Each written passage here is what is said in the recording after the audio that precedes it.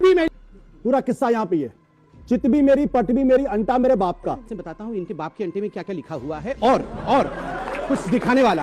Urban नक्सल से तो लड़ नहीं पा रहे हैं, आप क्या लड़ेंगे आतंकवादियों से? तो पहली बात यह कि दिल्ली की पुलिस पूरी तरीके से निकम्मी है। दिल्ली के पुलिस कमिश्नर को बर्खास्त कर देना चाहिए। आतंकवाद की बात करते हैं आप, अफजल गुरु को बात करते हैं आप दूसरों को बोलने नहीं देंगे। आप पत्रकार कहते हैं अपने आप को sold out journalist, he is a sold out journalist. ऐसे आतंकवादियों के साथ मैं नहीं खड़ा होऊंगा। इसका गर्दन तोड़ दिया आपने। किसने तोड़ा? किसने तोड़ा गर्दन? किसने तोड़ा? काम कराइए इनको, काम कराइए, शांति को हर घर से आजाद निकलेगा इंडिया। शांत कराइए।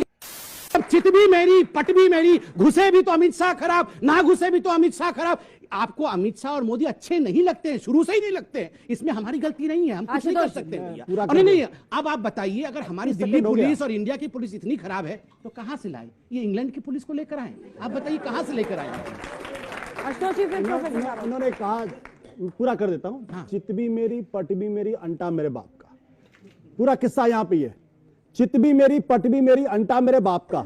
जवाहरलाल नेहरू विश्वविद्यालय में जब एडमिशन शुरू हो जाता, उसी समय मेंबरशिप ड्राइव शुरू होती है। हमारे ख्याल से एबीवीपी को अपनी मेंबरशिप की लिस्ट सबके सामने कर देनी चाहिए, पहली चीज। दूसरी बात, पुलिस इतनी एफिशिएंट है कि जिस घटना की वजह से पूरी दुनिया में हंगामा है, रात को 7 बजे से लेके 7:30 से लेके 9 बजे तक का, उसके इन्वेस्टिगेशन के उसके पास कोई सबूत नहीं है। 3 बजे के पहले जो है उसका सबूत है। यही बात तो बीजेपी कह रही है पिछले 4 दिनों से। प्रकाश जावड़ेकर यही बात कह रहे हैं, रविशंकर प्रसाद ये कह रहे हैं, और हमारे मित्र समित पात्रा तो रोज सुबह शाम कर रहे हैं।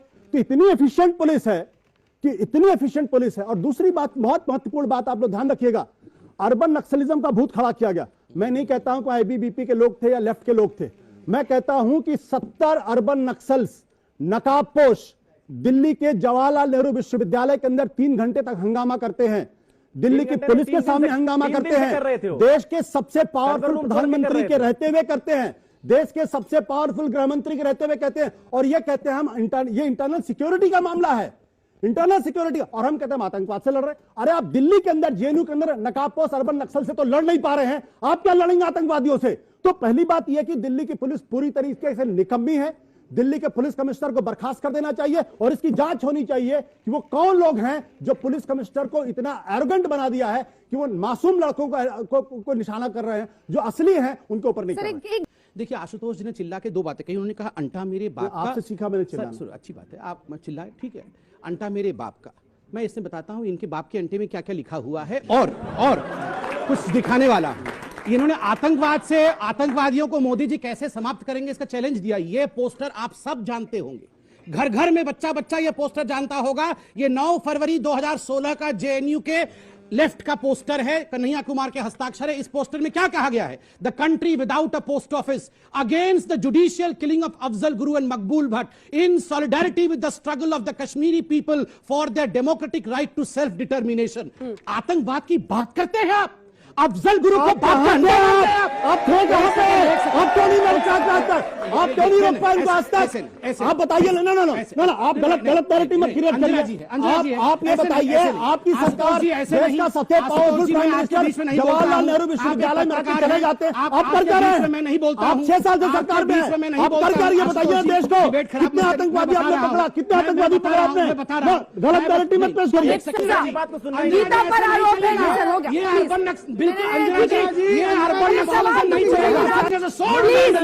प्लीज सर, आप ये सोल्ड जर्नलिस्ट की तरह बिहेव करना बंद करिए, गलत चिल्लाना बंद करिए। जो आरोप लेफ्ट पार्टी के नेता है, आप माफी मांगिए, आप डिबेट नहीं होने देते हैं। क्या बिहेवियर है जी? आपका क्या बिहेवियर है? आप दूसरों को बोलने नहीं देंगे। आप पत्रकार कहते हैं अपने आप को sold out journalist, he is a sold out journalist who does not allow anyone to speak. क्या मजाक बना रहे हैं? आप बोलने नहीं देंगे आप दूसरों को। शांति से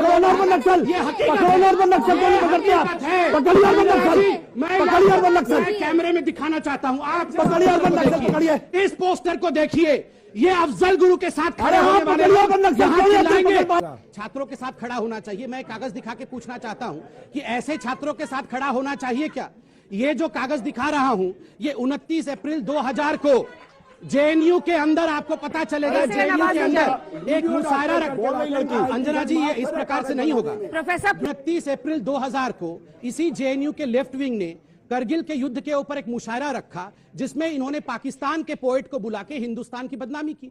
2 ऐसे आर्मी ऑफिसर्स मौजूद थे जिनकी पिटाई इतनी की गई, आईसीयू में गए और पार्लियामेंट में 2 दिन तक डिस्कशन हुआ। ऐसे छात्र के साथ मैं नहीं खड़ा होऊंगा जो हिंदुस्तान के टुकड़े टुकड़े चाहते हो। ऐसे छात्र के साथ मैं नहीं खड़ा होऊंगा जो कश्मीर में प्लेबिसाइट चाहते हो।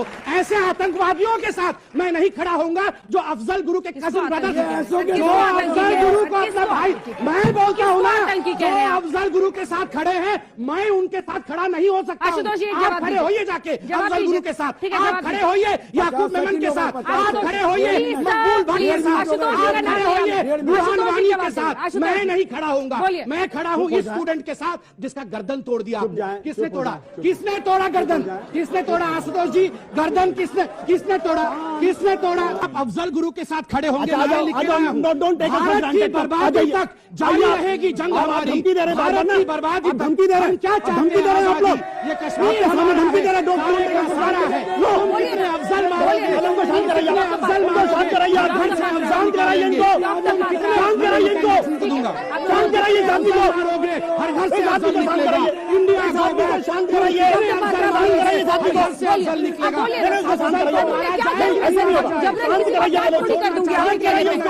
बिल्कुल नहीं शांत कराइए, दिखाऊंगा। ये मुझे धमकी दे रहे हैं, आप मुझे धमकी दे रहे हैं। आपको यही ट्रीटमेंट मिलेगा, आपको यही ट्रीटमेंट मिलेगा। शांत कराइए, आपको यही ट्रीटमेंट मिलेगा। शांत कराइए शांति को।